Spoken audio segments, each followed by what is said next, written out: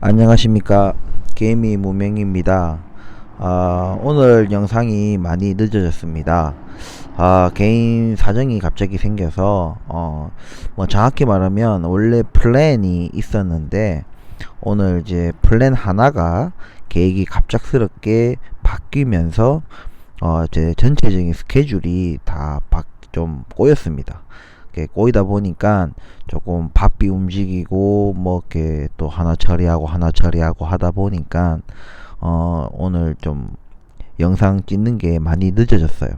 그래서 지금 이제 친구랑 어디 근처에 이제 캠핑을 왔는데 친구는 지금 이제 잠이 온다고 해서 먼저 들어가 자고 저는 아직 잠이 안 와서 이렇게 뒤늦게 좀 영상을 찍어서 올리려고 이렇게 마이크를 들었습니다.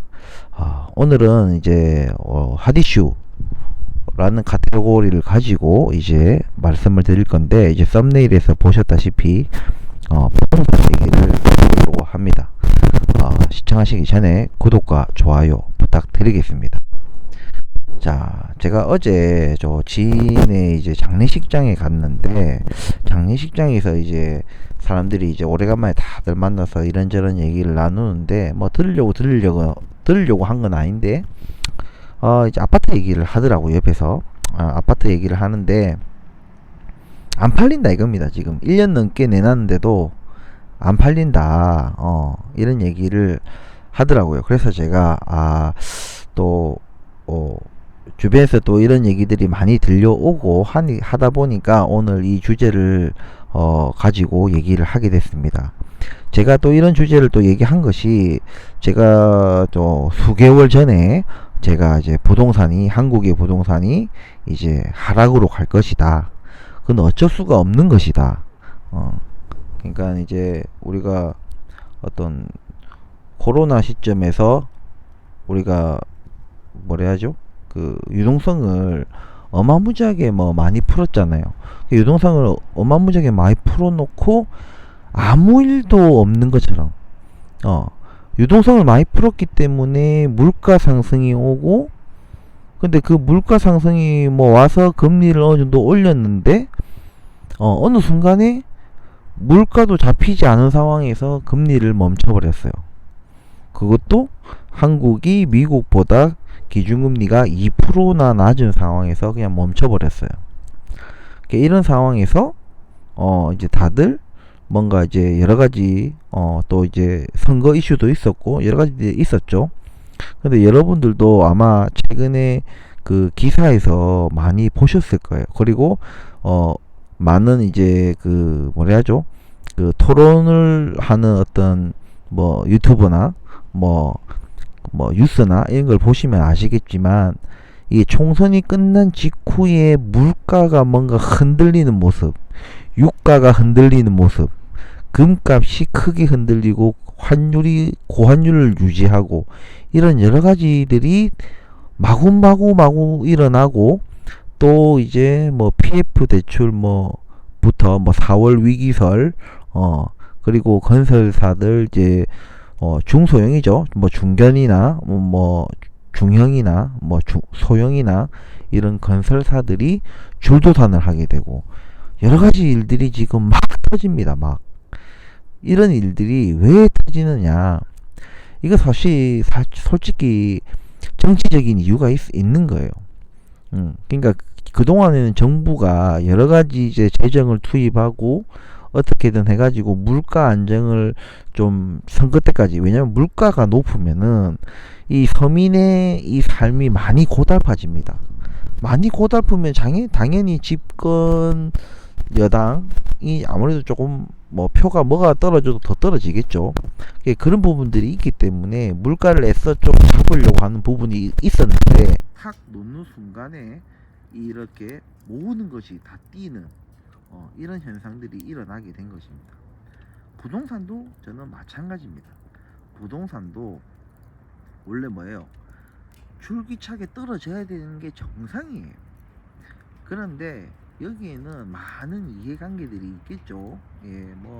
건설사가 다 자빠지면은 우리나라 유주택자들이 우리나라 뭐 그냥 대충 뭐 절반인데, 이 절반인 사람들이 뭐 엄청난 고통을 받는다는 둥, 뭐 여러 가지 이런 이유들로, 그리고 집권 여당 자체가 이제 보수당이다 보니까, 아무래도 보수당은 집값을 끌어올리는데 아무래도 열을 올리는 그런 이제 조금 뭐라 하죠, 좀 방점을 찍고 뭔가 정책을 펼치는 그런 성향이 있죠. 진보는 아무래도 이제 뭐 좀 대중적인, 모두가 조금 보편적으로 좀 잘 살자, 예, 뭐 그런 게 있기 때문에 아무래도 집값이 높으면 그렇게 되기가 힘들죠. 그렇게 하려면은 경제 성장이 많이 이제 성장을 해가지고 모두가, 많은 이제 중산층이 두꺼워지는 그런 아주 그 교과서적인 그런 경제 성장을 이뤄내야 되는데, 그것도 쉽지 않아요. 맞아. 근데 어쨌든 우리가 지금 당면한 일들은, 분명한 거는 얼마를 풀었는지도 조차 알 수 없을 정도로 어마어마한 돈을 살포를 했다는 얘기입니다. 그리고 그 돈을 거두는 과정, 그 거두는 과정에서 당연히 자산 시장의 붕괴가 한 차례 왔어요. 근데 그것을 또 이제 정부가 또 틀어 막았죠. 여러 가지 뭐 특례 대출이라든지 뭐 여러 가지 뭐 규제 완화라든지 이런 걸 통해 가지고 그 뭔가 하락의 가속도가 붙는 것을 좀 이렇게 늦추거나, 또 일시적으로 마치 오르는 것처럼 보이게끔, 그렇게 좀 사람들이 어떤 사회 현상이 약간 왜곡되게끔, 사람들이 헷갈리게끔 그렇게 만든 부분들이 있습니다. 그런데 이번에 선거가 이제 집권 여당이 패배를 하면서 대패배를 했죠. 대패배를 하고 뭔가 그 어떤 정부 운영의 어떤 동력을 잃어버렸다 해야 되나? 그렇게 되면서 그리고 예산의 어떤 재정 적자가 또 엄청난 재정 적자를 또 일어나고, 그리고 국가 부채, 가계 부채, 뭐 기업 부채, 모든 것이 지금 엉망진창이에요. 그러니까 지금 뭐 누가 누구를 돕고 할 수 있는 그런 분위기가 아닙니다. 그래서 지금 제가 이런 얘기들을 쭉 깔아놓는 거는, 여러분들도 예상을 하셨겠지만 부동산의 하락은 막을 수가 없어요. 아니 우리가 뭐 10년, 20년, 뭐 30년 내다본다, 최소 뭐 20년을 내다본다 하면은 분명히 그 인플레이션, 정상적인 인플레이션, 물가 상승에 따른, 그리고 경제 성장에 따른 어느 정도의 자산 가격의 상승은 당연한 이치입니다. 하지만 지금의 이 자산 가격의 상승은, 여러분들도 주택을 가지고 있는 분들도 사실 알 거예요. 인정하고 싶지 않고 어디 가서 그 말을 할 수가 없을 뿐이지, 자기 자신도 알 겁니다. 이거는 거품이에요. 자기도 안 사요. 자기도 원래 뭐 아파트가 뭐 4억 5억 하던 게 지금 뭐 호가에 내놓은 게 뭐 11억 12억 한다. 자기가 만약에 12억에 내놨어, 그러면 누가 11억에 내놨잖아요. 다른 뭐 동이나 뭐 비슷한 뭐 자기 아파트랑 자기의 집이랑 비슷한 수준의 아파트를 누군가가 11억에 내놨다. 그럼 자기는 살 거냐? 나는 지금 12억에 팔 거라고 내놨는데 다른 사람은 11억에 내놨어요. 원래 한 4억 하던 집이야. 근데 자기는 그거를 11억에 주고 사겠냐고. 자기는 지금 12억에 내놨잖아요. 그럼 11억에 내놓은 집을 뭐 적당히 좀 깎아달라 해가지고 한 10억 7천 정도에 사가지고 자기가 지금 내놓은 12억에 내놓으면 되잖아. 응? 단순하게 우리 생각을 한다면 뭐 다들 이제 개인 사정이 있겠죠. 돈이 없거나 뭐 대출이 안 되거나 뭐 여러 가지 이유가 있겠죠. 중요한 거는 그런 어떤 대출이 안 되거나 돈이 없거나 이런 2차적인 문제보다는 1차적으로 자기 자신도 그 11억에 내놓은 집을 자기도 안 사고 싶어. 뭐 돈이 없어서, 대출이 안 돼서, 이런 이유는 그 다음 이유고, 기본적인 이유로는 자기도 사기 싫은 거예요. 자기도 11억에도 사기 싫은 집을, 자기도 안 사는 집을 자기는 12억에 내놨어. 자기는 아직까지 크게 이제 급하지 않은 거지. 뭔가 쫓기고 있지 않은 거지. 맞아요. 아직은 대부분의 그 사람들이 뭐 쫓기다시피 하면서 뭐 집을 내놓는 그런 수준은 아니에요. 하지만 지금 집을 내놓는 사람은 어느 정도는 좀 쫓기고 있다. 막 엄청나게 쫓기고 있는 건 아니지만 어느 정도는 쫓기고 있다고 봐도 무방합니다.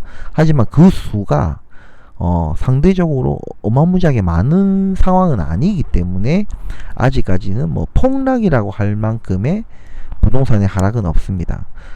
제가 그래 수개월 전에 제가 작년이죠, 작년에 제가 영상을 올릴 때 부동산 하락은 피할 수가 없다. 무조건 일어나게 돼 있다.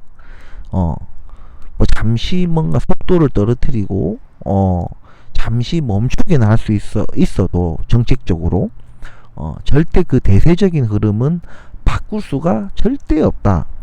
제가 누누이 말씀을 드렸습니다. 지금은 이제 선거가 끝난 직후라 당장에 여러분들이 체감하실지는 모르겠지만 시간이 흐르면 흐를수록 지금 굉장히 힘든 상황이 펼쳐질 거예요. 안 그래도 지금 가뜩이나 이제 물가가 굉장히 높은 수준이죠. 임금은 안 올라 있는데 물가는 엄청 올랐다. 그러면은 아무래도 내가 뭔가 쓸 수 있는 가용 그 어떤 자금이 상당히 줄어들게 됩니다. 상대적으로 뭔가 가난해지지. 난 아무것도 안 했는데 그냥 가난해지는 듯한 느낌?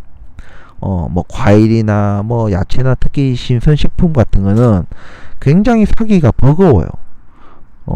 마트에 가서 남자분들은 마트 물가를 잘 모르실 수도 있는데 저는 좀 시간이 많다 보니까 마트를 제가 봅니다. 장을 제가 보기 때문에 마트 물가를 잘 알아요. 잘 알기 때문에 웬만한 그 창고형 대형마트 이런데 아니고서는 일반적인 우리 그 대형마트 있잖아요. 그 창고형 대형마트 말고요. 일반적인 대형마트 가면은 굉장히 비쌉니다. 선뜻 손이 안 가요. 이것은 제가 뭐 돈을 많이 벌고 적게 벌고에 떠나서 내가 기존에 알고 있던 이 사과의 가격, 오렌지의 가격, 뭐 파의 가격, 감자의 가격, 양파의 가격, 이런 가격들을 내가 알고 있는 금액이 있는데 너무나 차이 나는 거예요, 그게. 근데 가격만 오른 게 아니고 질도 떨어졌어. 뭐 사과 같은 경우에는 뭐 사과 알 자체가 굉장히 작아요. 사과 알 똑같은 4개인데도 과거에는 만약에 뭐 4개에 뭐 만원 했다 그러면은 그때는 굉장히 큰 사과 4개가 만원이었어요. 근데 지금은 진짜 작아요. 진짜 무슨 진짜 조그만 사과 4개가 들었는데 뭐 11,000원 한다. 12,000원, 13,000원 해요. 그러면 내가 봤을 때는 이 크기나 이런 걸 가늠해 봤을 때는 한 2배 이상 오른 듯한 느낌이에요. 그러니까 사고 싶지 않아요. 저거 12,000원 주고 사봤자 뭐 사과 자체 한 개가 뭐 한 2입 3입 베어 물면 없어질 것 같은 그 정도로 작은 사과예요. 그런 것처럼 물가가 굉장히 오르다 보니까 가용 자금이 굉장히 줄어들어서 내가 상대적으로 뭔가 가난해진 듯한 느낌이 드는 거죠. 근데 이게 뭐 한 달, 2달, 뭐 반년, 그리고 이것이 1년 뒤면 끝이다. 1년이면 끝난다. 이렇게 하면은 누구나 다 버틸 거예요. 어떻게든 버틸 겁니다. 1년만 버티면 되니까. 근데 이게 언제 끝날지 알 수가 없는 거예요. 그게 이제 뭐 처음에 6개월 가고 1년 가고 1년 반 가고 그런 식으로 가는 겁니다. 근데 여러분들도 제가 다른 영상에서도 말씀드렸다시피 우리나라 생산 인구가 4명 중에 1명이 자영업자예요. 근데 자영업자들도 굉장히 지금 힘듭니다. 사람들이 가용 자금 자체가 줄어드니까 돈을 쓰지를 않아요. 그리고 요즘에 또 그 알리 아시죠? 저도 알리를 엄청나게 이용을 하는데 너무나 쌉니다. 그러니까 이게 다 알리에서 구매를 해버리니까 우리 일반적인 무슨 식당 이런 거 말고, 일단 그런 거 자취하더라도 우리가 네이버에서 뭐 구매를 하고 이러던 수요들이 굉장히 줄었어요. 근데 그런 것들이 대부분 좀 중소기업, 우리나라 중소기업이나 좀 뭐라 하죠? 자영업인데 이제 그런 걸 이제 물건을 떼다가 파는, 이제 온라인 판매하는 그런 사람들이 엄청 어려워지는 겁니다. 아무도 안 사니까. 자기들도 중국에서 떼와 가지고 파는데 중국에서 바로 엄청난 싼 가격에 이제 팔아버리니까 이게 뭐 우리나라 배송비가 뭐 3,000원 아니면 3,000, 뭐 2,500원, 3,000원 아니면 3,500원 이래 받잖아요. 그런데 그 우리나라 배송비 가격에 해외에서 배송해 주는데도 물건도 괜찮고, 왜냐면 이게 가격이 워낙 싸다 보니까 기대치가 낮아. 기대치가 너무 낮다 보니까 오히려 물건 실제로 받아보면 기대치가 너무 낮다 보니까 물건이 생각보다 괜찮네 이렇게 되는 거예요. 그게 입소문 타다 보니까 정말 어마어마한 사람들이 알리를 다들 이용하는 거죠. 그러면서 이제 우리나라 중소기업이라든지 그 중소기업의 물건을 떼다가 팔던 그런 이제 중간 이제 소매상, 도매상 이런 사람들이 무너져 가고 있다. 그리고 아까도 말씀드렸다시피 가용 자금 자체가 굉장히 줄어들다 보니까 사람들이 이제 식당 가서도 밥을 잘 안 먹는 거예요. 저도 이상하리 많지 최근 들어 가지고는 밖에 나가서 외식을 잘 안 합니다. 여러분들은 어떠신지 잘 모르겠네요. 저 같은 경우에는 그 뭐 근처에 이제 막 최근에 뭐 이사를 막 했기 때문에, 여러분도 아시겠지만 최근에 이사를 했기 때문에 뭐 주변에 뭐 어떤 식당이나 뭐 이런 것들에 대한 정보가 많이 없어서 그런 것일 수도 있겠지만 저희도 좀 외식을 잘 안 해요 요즘에. 예. 그리고 제가 친구들 만나러 어쩌다 한 번씩 이제 부산이지만, 비록 부산이지만 어쨌든 시내 이런 데 나가보면 원래는 막 금요일이나 토요일 저녁에 막 바글바글 해야 되는 그런 것이 없고, 진짜 사람이 정말 거짓말처럼 마치 코로나 때처럼 사람이 없어요. 진짜 뭐 한 명도 없다면 거짓말이겠지만 정말 한 명도 없다고 말할 수 있을 정도로 사람이 없어요. 근데 또 뭐 술집 안에 들어가면 또 군데군데 또 사람이 있긴 있어요. 근데 아무튼 이게 우리가 최근에 뭐 유튜브나 뭐 뉴스에서 접하듯이 정말 자영업자들 많이 힘들 겁니다. 어쨌든 요런저런 경제 상황은 안 좋아지고 물가는 엄청나게 오르고 임금은 안 오르고 장사도 안 되고, 그러면서 금리의 어떤 부담은 계속해서 가중이 돼가는 거예요. 그냥 금리가 오르면 올랐지 더 떨어지지 않거든요. 그런 상황에서 지금 아까도 말씀드렸다시피 가용자금이 줄어드는 거예요. 가용자금이 줄어들어서 죽겠는데 금리까지, 이 이자까지 이게 지금 골 때리는 거예요. 그래서 불가피하게 이렇게 막 급하게 막 폭락이라고까지 표현할 정도로 부동산을 급하게 매각하려는 움직임은 아직은 없지만 분명히 지금부터 벌써 자산의 어떤 하락이 시작되고 있으면 부동산을 파는 사람이든 매수하려는 사람이든 분명히 지금 눈에 보이실 거예요. 호가가 좀 총선 이후에 좀 떨어졌네? 이게 분명히 느껴지실 거예요. 근데 이게 가면 갈수록 심해질 겁니다. 이게 더 떨어져? 더 떨어져? 예, 더 떨어지죠. 뭐, 지금 얼마 떨어졌다고. 저는 지금 사람들이 자꾸만, 야, 뭐, 절반으로 떨어졌다. 뭐 40% 떨어졌다. 30% 떨어졌다. 뭐, 이런 얘기를 하는데, 그거는 원래 있지도 않고 존재하지도 않고 그냥 그 엄청난 대단지 아파트에서 한두 건 거래됐던 말도 안 되는 그 가격을 기준으로 뭐 30% 떨어졌다, 40% 떨어졌다, 뭐 반값 떨어졌다, 뭐 이렇게 자극적인 뉴스와 유튜브를 하는 사람들이 있어요. 그런데 그러니까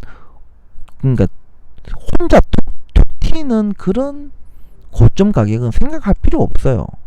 마찬가지로 혼자 툭 튀는 저점 가격도 필요 없고요. 그냥 우리가 전반적으로 거래되는 그 흐름, 어떤 그 우리 이해의 폭, 상식의 폭 안에서 내고를 하고, 만약에 가령 뭐 10억, 15억짜리인데 갑자기 뭐 11억이다, 12억이다. 이게 너무 이 상식 밖의 금액이잖아요. 또 반대로 아까 15억 하던 게 뭐 20억, 21억, 이것도 상식 밖의 금액이거든요.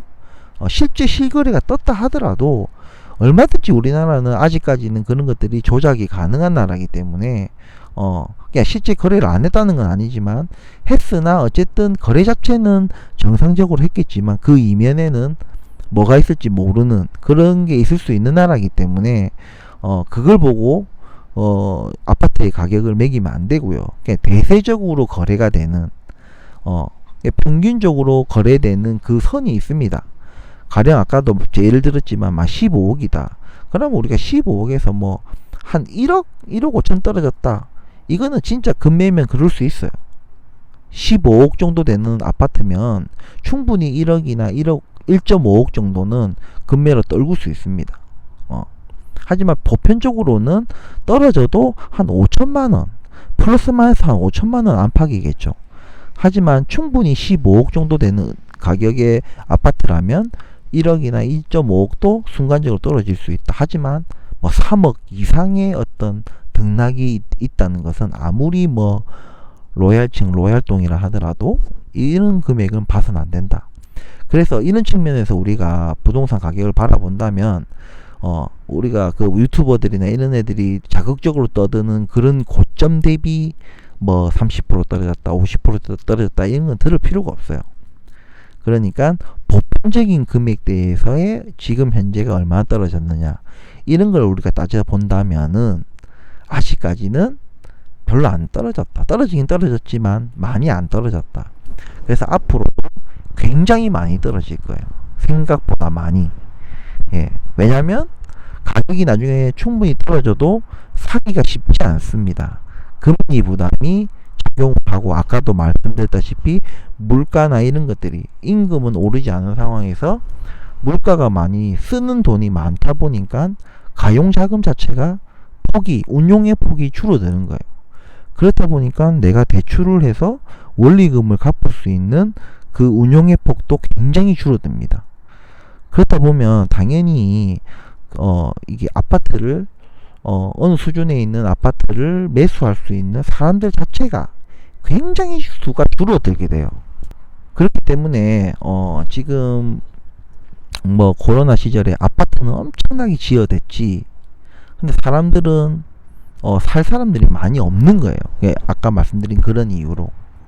그래서 이것이 그냥 다음 달에 폭락이 와, 그 다음 달에 폭락이 와, 올해 뭐 하반기에 뭐 폭락이 와 이런 얘기를 하는 게 아닙니다. 이런 수준이 아니라 그냥 몇 년 동안 계속해서 떨어질 거예요. 어느 순간에 그냥 부동산 한 번도 안 보다가 내년 뭐 1분기 때 한번 딱 내가 관심이 사는 아파트를 한번 딱 보세요. 그렇게 1년 있다가 딱 쳐다보면 대번에 딱 금액 차이가 확 떨어 죽구나 이게 딱 느껴지실 거예요. 매일매일 쳐다보면 그게 안 느껴져요. 근데 확실한 거는 그런 식으로. 그래서 집을 파시는 분들은 지금 뭐 찔끔찔끔 내리잖아요. 우리 손에. 그러니까 내가 급하지 않기 때문에, 많이 급하지 않기 때문에 금액을 조금씩 낮춰서 뭐 1,000만원 뭐 2,000만원 이렇게 낮춰서 막 파는데 절대 그런 거는 지금 안 팔립니다. 지금 팔려면은 자기 어떤 뭐 층수, 방향 이런 거 여러 가지 자기 아파트의 어떤 선호도 이런 것들을 굉장히 객관적인 시선으로 바라보면서, 그리고 지금 나온 어떤 호가들이 있으면 그 호가들하고 완전히 동떨어진, 과감하게 확실하게 눈에 띄는 그런 금액으로 딱 제시를 해야지 그래도 좀 그 밑밥, 그 미끼에도 물리는 사람들이 그래도 한 번씩 연락이 올 수 있다는 얘기입니다. 반대로 이제 사시려는 사람들은 좀 저는 느긋하게 보시면 돼요. 급할 거 아무것도 없어요. 우리가 아파트 어떤 부동산 자산 시장의 어떤 상승도 뭐 1년 띡 하고 그렇게 끝난 게 아니잖아요. 그죠? 그렇기 때문에 수년에 걸쳐 가지고 올랐고, 그 정점에는 코로나가 있었죠. 원래는 그때 그렇게 오를 게 아니었어요. 원래 코로나가 아니었다면 이런 일은 없었습니다. 그런데 코로나로 인해서 엄청난 유동성을 풀고 저금리를 유지하고 이러면서 그게 뭔가 불난 집에 기름을 부은 격이 돼버렸죠. 그래서 이 백약이 무효한 그러한 미친 부동산 시장이었죠. 그렇기 때문에 그 부분은 과감하게 지우시면 됩니다. 그런 식으로 금액이 뛰었기 때문에 그렇기 때문에, 근데 우리 경제 성장을 그렇게 이뤄내 가지고 우리가 부동산 자산 가격이 오른 것이 아니다. 그렇기 때문에 우리나라 경제 자체가 그런 부동산 가격을 유지할 수가 없어요. 이런 이유로 저는 굉장히 장기적이라기보다는 한 중기적으로는 최소 저는 지금으로부터 최소한 2년, 3년 정도는 충분히 가격 하락이 올 것이다. 이게 뭐 단기간에 올해 끝난다, 뭐 내년에 끝난다, 이렇게 볼 건 절대 아니다. 왜냐면 물가라는 놈이 그리고 우리가 유동성을 풀었던 그 유동성의 정상적인 어떤 회수, 그 금리 안정, 경제 안정, 이런 것들이 단기간에 그렇게 빨리 오지 않기 때문입니다. 그렇기 때문에 여러분들도 부동산을 뭐 좀 부담스럽게 가지고 계신 분들은 정말 좋은 가격에 누가 사신다 하면은 빨리 파시는 게 좋아요. 내가 손해를 보는 선이 아니라면 정리하시는 것이 여러분들 어떤 개인적인 경제 사정에도 도움이 될 겁니다. 그리고 매수하시는 분들도 뭐 거주하는 집 한 채는 괜찮아라면서 하면은 진짜 100번 후회합니다. 우리 일평생의 가장 큰 쇼핑이 부동산 아닙니까? 근데 그런 부동산을 그런 어림짐작으로 살 건 아니다. 특히나 이런 시국에는. 그렇기 때문에 좀 느긋한 마음으로 과거의 어떤 가격대, 사람들이 어느 가격대에서 매수를 많이 했었나, 그런 것들을 잘 보시고 충분히 내가 산 가격, 그리고 이 가격에서 어느 정도 떨어질 것도 감안하셔야 됩니다. 집이 정말 필요해서 사시는 거라면 내가 매수했을 때 이 가격도 충분히 매력적인 금액이지만 여기서 더 떨어지는 것도 내가 감수하겠다, 이런 각오로 어떤 그 대출 계획이나 이런 걸 또 잡으셔가지고 매수를 하셔야 되지 않나, 이런 말씀을 좀 조심스럽게 드리고 싶습니다. 그래서 굉장히 예민한 얘기죠. 부동산 가진 자들은 올랐으면 좋겠고, 못 가진 자들은 또 더 떨어졌으면 좋겠고, 한 아주 그 뜨거운 감자 같은 부분이 부동산이긴 한데, 그래도 저는 이제 뭐 저 하나 잘 살면 된다 이런 것이 아니라 열심히 일하고 열심히 생활하고 저축하고 이런 분들도 분명히 누려야 되는 기본적인 권리가 아닌가라는 생각이 가지고 있기 때문에 그런 분들이라면 누구나 자기가 자기 수준에 맞는 충분히 자가를 소유할 수 있는 그런 나라가 됐으면 좋겠다는 그런 생각에 이런 영상을 좀 올리게 됐습니다. 그래서 꼭 뭐 단순히 내 바람이 그냥 부동산 가격이 떨어졌으면 좋겠다, 이런 말씀을 드리는 것이 아니라, 아까 이제 앞서 말씀드렸던 그런 이런저런 이유들로 인해 가지고 당분간은 좀, 당분간도 아니죠. 당분간이라면 보통 한 3개월 정도 얘기하는 건데, 좀 중기적으로, 단기 뭐 1년이 아니라 한 중기 한 3년, 장기는 이제 한 5년에서 한 10년 정도 봐야 되는데, 5년 10년을 지금 예측한다는 것은 조금 어렵고, 저는 중기까지는 최소, 그것도 최소입니다. 장기는 그때 가봐서 3년 지나보고, 최소 2년은 지나보고 다음 뭐 3년을 예측한다 하더라도, 일단 지금으로서는 향후 한 3년 정도는 굉장히 어려울 것이다. 그리고 그 이후에는 가면 다시 오를 거냐? 아니죠. 그거는 그때 가서 우리가 다시 시장 상황을 그리고 대외적인 여건이나 다 모든 것을 같이 봐야 되지 않나 이런 생각을 합니다.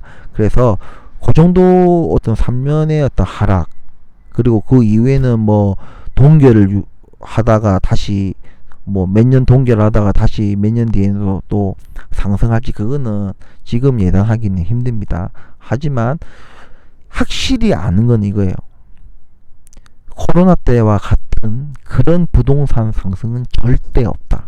그래서 우리는 반드시 이 장기적인 관점에서 혹은 중기적인 관점에서 내가 이자를 부담해 가면서 이 비용을 부담해 가면서 이 부동산을 가지고 있어야 되는 것인가라는 심각한 고민을 해야 되는 그런 시장이 앞으로 10년, 20년이 될 거기 때문에 충분히 내 경제 사정과 내 분수에 맞는 그런 가격대에 왔을 때 매수하는 것을 추천을 드리고, 지금 주택을 혹시 여러 채를 무리하게 가지고 계시다면 빨리 좋은 가격에 빨리 매각하시는 것이 또 좀 중장기적으로 좋을 것이라는 그런 좀 조언을 드리고 싶습니다. 오늘 뭐 늦은 시간에 제가 이렇게 영상을 올리게 됐는데 다시 한번 늦게 영상을 올리게 된 점 사과를 드리면서 오늘 영상 마치도록 하겠습니다. 긴 영상 끝까지 시청해 주셔서 감사하고 구독과 좋아요 부탁드리면서 오늘 영상 마치도록 하겠습니다. 불멍도 끝났네요. 자, 그러면 주말도 잘 보내시고 월요일날 주식이라는 또 주제를 가지고 다시 또 찾아뵙도록 하겠습니다. 감사합니다.